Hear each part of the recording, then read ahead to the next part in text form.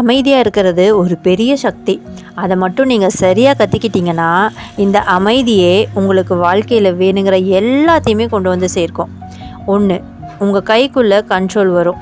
நீங்கள் அமைதியாக இருக்கும்போது அந்த சூழ்நிலையை, உங்கள் யோசனைகளை, நீங்கள் என்ன பதில் கொடுக்க போகிறீங்கிறத எல்லாத்தையுமே நீங்களே கட்டுப்படுத்தலாம். 2, நீங்கள் அதிகமாக கவனிக்க ஆரம்பிப்பீங்க. அமைதியாக இருக்கிறது உங்களை ஒரு சூப்பரான கேட் பவராக மாற்றும். உண்மையாக ஒரு விஷயத்தை புரிஞ்சுக்கணும்னா முதல்ல அதை கவனிக்கணும் இல்லையா? 3, உங்களை யாராலையுமே கணிக்க முடியாது. நீங்கள் அடுத்து என்ன செய்ய போகிறீங்கன்னு காட்டிக்காமல் இருக்கும்போது மற்றவங்களுக்கு உங்களை பற்றி ஒன்றுமே புரியாது. 4, தேவையில்லாத சண்டையை தவிக்கலாம்.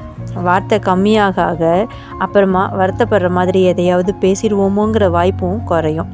5, உங்களுக்கு மரியாதை கிடைக்கும். கம்மியாக பேசி ஆனால் கரெக்டாக செயல்படுறவங்கள தான் இந்த உலகம் எப்போதுமே நம்பும். நம்பிக்கை குரல் உங்களுக்கு நம்பிக்கை தரும் ஒரு குரல். மறக்காமல் சப்ஸ்கிரைப் பண்ணிடுங்க.